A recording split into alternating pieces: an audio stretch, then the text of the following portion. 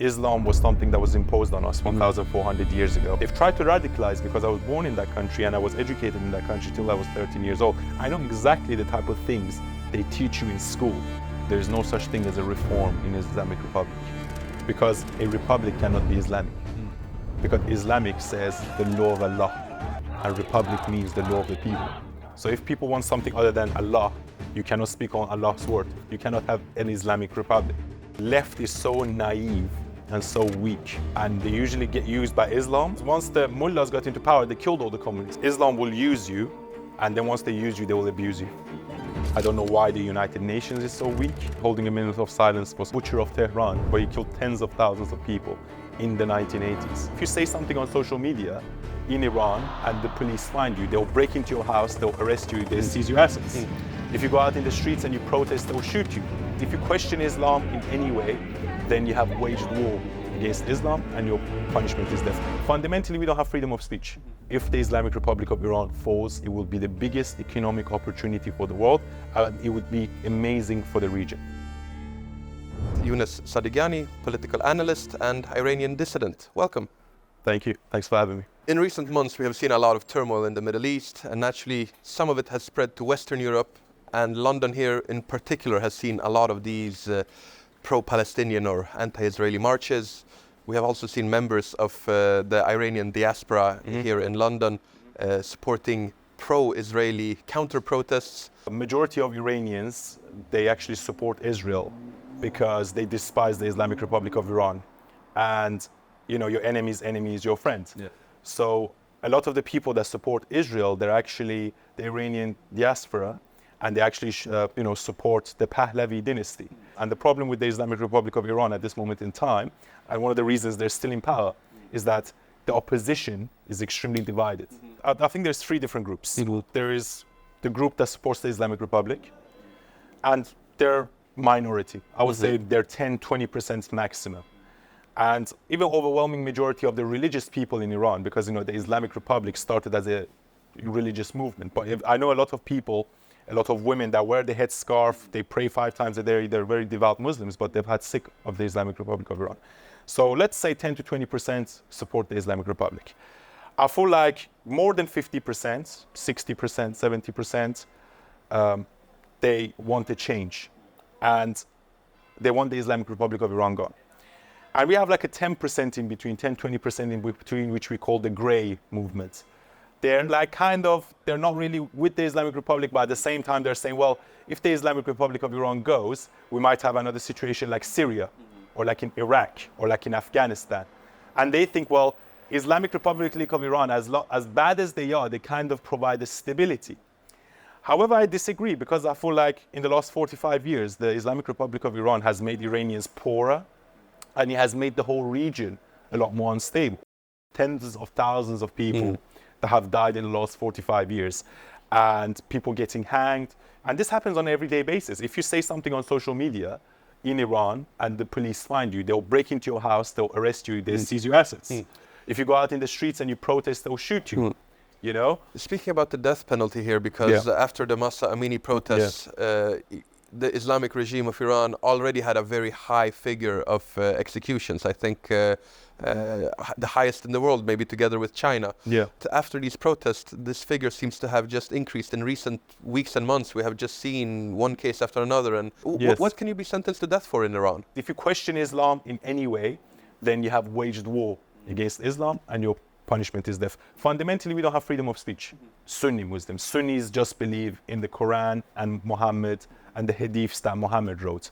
But Shias, they believe in all the imams, which is Ali, Hassan, Hussein, Reza, and they believe like the 13th or the 12th imam is Imam Mahdi, and he's going to return. The hidden imam. Yeah, the hidden imam. And these hadiths are so ridiculous that I don't even want to get into them. Like, I've read all of them, and it took me years to brainwash myself from those hadiths, because I was born in Iran, and they taught me these things as a kid. Some people are starting to turn back to Zoroastrianism as well, to the old religion that was in Iran before Islam took over in the 7th century. Would you say that there is a wave of Zoroastrianism returning? Sure. I mean, Persians were Zoroastrian. Islam was something that was imposed on us 1,400 years ago, and basically the Arabs conquered Persia They destroyed all our infrastructure, burned libraries, and it took Persians 200 years to get rid of the Arabs and Islam. This is like 1,200 years ago. But in those 200 years, the Arabs have already spread their poison. And I feel like the Islamic Republic of Iran is the second coming of what happened 1,400 years ago. Because all these people like Khamenei, Raisi, they call themselves Sayyid. And what does Sayyid mean? It means that they're, their heritage and their descendants from Ali and Muhammad. Yeah? And I'm not a religious person. I believe in God. I'm very deeply spiritual. However, I really like Zoroastrianism. I feel like you can learn from every religion, including Islam. Okay, you can learn from every religion. Zoroastrianism is a very fun religion. Persians naturally are very warm-blooded people, and Zoroastrianism is just all about appreciating nature, appreciating life, celebrating, and it's basically an excuse to party all the time. And we have so many days in the calendar that we have still kept despite the Islamic Republic of Iran. One of them is Nowruz. Yes, the spring. The spring, and that is a Zoroastrian tradition. So we celebrate Nowruz. We celebrate Shab-e Yalda, which is the longest night of the year. There are many other occasions. So that's one of the things that the Islamic Republic or Islam 1,400 years ago could never take from Persians. And our culture will conquer the Arabs. They never conquered us, so our culture will suffice, basically. So there was a rich source of wealth, of knowledge back in ancient times, in medieval times, in the 16th century.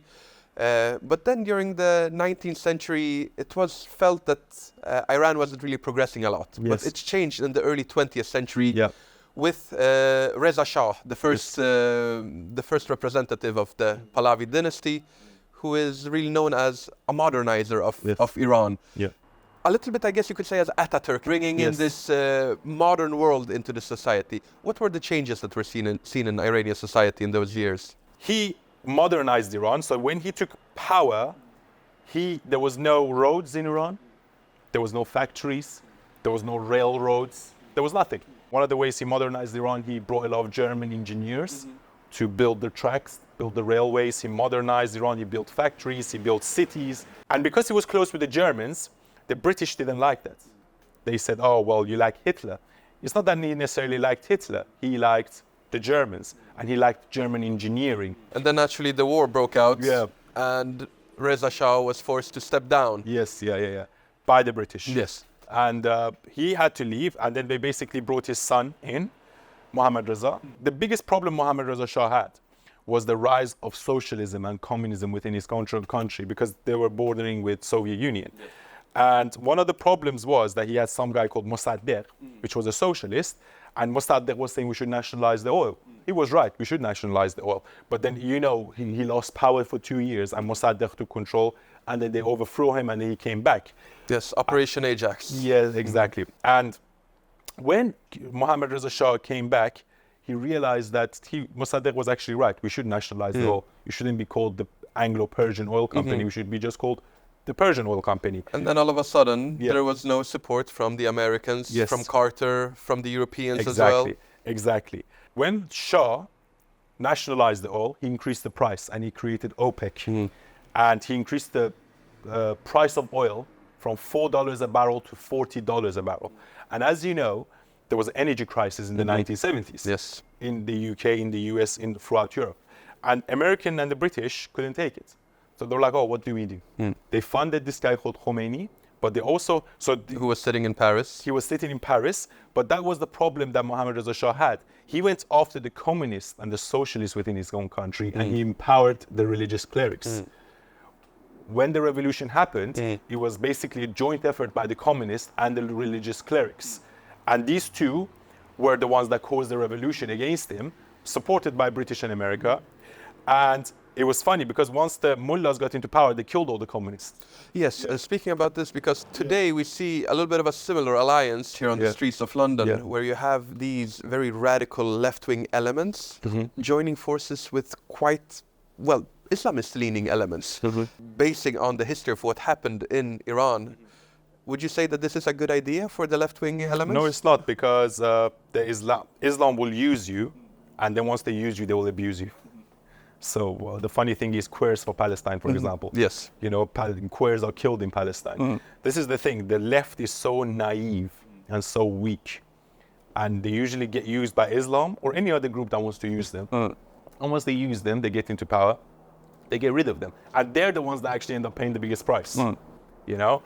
And they think they're doing the right thing because they're standing up for justice and they're doing, you know, and look, I feel sorry for the kids dying in Palestine and the women. However, people have to realize that the biggest problem for Palestinians is not Israel, it's Hamas and radical Islam. And it's a virus that's been brewing in Palestine because these kids are radicalized from a young age. The same thing that happens in Iran. They've tried to radicalize because I was born in that country and I was educated in that country till I was 13 years old. I know exactly the type of things they teach you in school.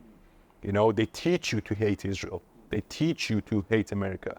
They, you know, try to brainwash you with this religious ideology. Luckily, Iranians are smart and they've said no to that. However, can you imagine that how much worse that is in a place like Palestine, in Gaza? 1979, the year of revolution in Iran, was also the year in which the Afghan war started, the Soviet-Afghan war, which over time would turn into the Mujahideen movement, which later would turn into both Al-Qaeda and later on the Taliban as well.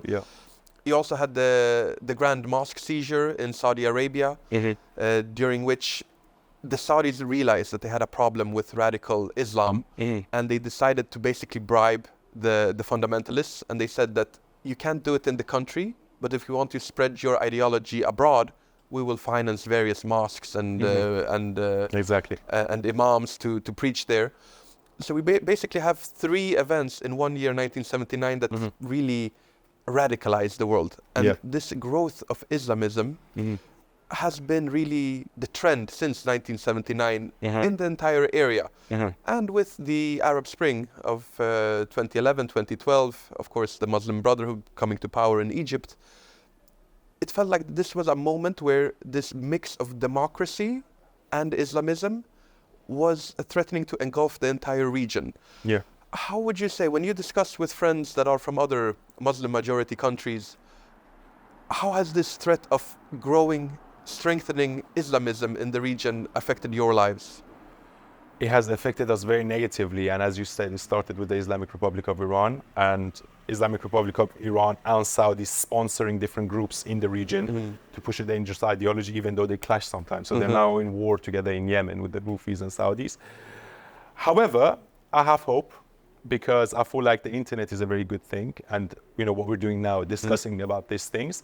Saudi Arabia is what gives me hope, because Mohammed bin Salman, ever since 2018, I feel like he's a very forward-thinking person. Ever since 2018, he has stepped away from the traditional Islamic values. Into 2018, women couldn't drive in Saudi Arabia. He changed all of that. He has liberated women. He has made Saudi Arabia a hub. You know, now we have footballers, Cristiano Ronaldo going and playing in the Saudi league. We have all the major boxing happening in the Saudi. So he's modernizing Saudi Arabia. And funnily enough, he supports Israel. He wanted to sign the Abraham Accords to normalize relations. It seems like one of the reasons for why Hamas attacked was that there was this normalization in the region, that through the Abraham Accords, more and more countries were either re-establishing relations with Israel or for the first time establishing relations. And as you say, Saudi Arabia would have been the grand prize, really. What does Iran's, or the Islamic regime rather, stand to benefit from this turmoil in the region with the Houthis in Yemen, with Hezbollah in Lebanon, and with Hamas? They didn't want Abraham Accords to be signed. Iran were in a very weak position, especially under Trump. They were broke, they couldn't sell their oil. And when Biden came, he wasn't magnanimous enough to carry on with what Trump done, because he didn't want to give Trump any credit for what he done in his administration. So he didn't follow through with the Abraham Accords. And it was a great chess move by Iran, because what they wanted to do is they wanted to empower Hamas to attack Israel, for Israel to then retaliate, for the whole world to go, oh, poor Palestinians, evil Israel, and for the whole peace talks to collapse. And they've succeeded so far, even though, you know, Saudi Arabia still wants to sign the Abraham Accords. Unfortunately, the public support for Israel is getting lower and lower day by day. However, we shouldn't be fooled, you know. We just need strong leaders that puts pressure in. We need Abraham Accords signed, and afterwards we need to put the right pressure on Iran. and their generals are dying left, right, and center. I actually rather like Netanyahu because he's a very smart guy. You can say whatever about him, but he knows how to deal with Iran. He killed all their generals in Syria recently. Trump killed Soleimani, and Raisi just died in a helicopter crash, which is very suspicious. In 2009, there was an election, and it created the so-called Green Revolution. Yeah. The losing side, Mousavi, if I remember correctly, he was one of these reformers, and the people, they thought that by voting they would be able to change the system, but it was brutally beaten down. Yeah. This urge from people to change the system from within, why doesn't it work in Iran? Because the system is rotten. You cannot change the system from within. There is no such thing as a reform in Islamic Republic, because a republic cannot be Islamic. Because Islamic says the law of Allah, and republic means the law of the people. So if people want something other than Allah, you cannot speak on Allah's word. So Islamic Republic is just a joke, basically. You cannot have an Islamic Republic. So that's one reason. And I feel like, Mousavi, I liked him, but he was part of the system. I don't think he would have changed anything anyway, because Khamenei would have been the supreme leader anyway. He would have just become president. And I think fundamentally, people should get rid of this reform idea. There is no such thing as reform in the Islamic Republic. There is no such thing as negotiation with the Islamic Republic. You don't negotiate with terrorists.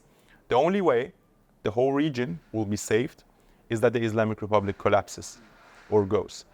And for that, we need international support. We need the international community to put sanctions on the head of leaders, carry on with the assassinations and the killing of the heads of state. And when the people in Iran rise up, we need the international support to support us and to help us spread our message. I think a lot of people in the West, they don't really understand how the state is structured in the Islamic Republic. For example, they don't understand the role of Khomeini. They don't understand also this Council of Guardians. And then also you have the regular army, but you have the IRGC, the Islamic Revolutionary Guard Corps. Yep. Why are these all different entities that you would normally not see in a state? Why do they exist in? Because they know they are vulnerable. So they are not, like one of the mistakes the Shah made is that he made himself the centerpiece. So if you took him out, you took the whole establishment out. But now, what they've done smartly is that they have a military, but if the military decides to coup, they have the IRCG that can stop them, Then you have Khamenei, which is the supreme leader, but you have the councillors that if he falls, they can replace him. So actually the way they structured it is actually quite smart. What you need to do is to go after the whole system, and they basically spread their bets. One of the mistakes that Shah made, he didn't spread his bets. He was like, I'm the king, I have oil money, you can't do anything, and they did. And then if we look also at what they do outside of Iran, one part of the IRGC, the Quds Force, is very active in other countries in the region. Yeah. And sometimes even in very distant countries. We had a terror attack in Bulgaria, I don't remember, 2011 or 10, where there was a bus of Jewish tourists that was blown up with, 5 or 7 fatalities. In the 1990s, you had terror attacks in Argentina, including against the embassy there, against Jewish centers. Yeah.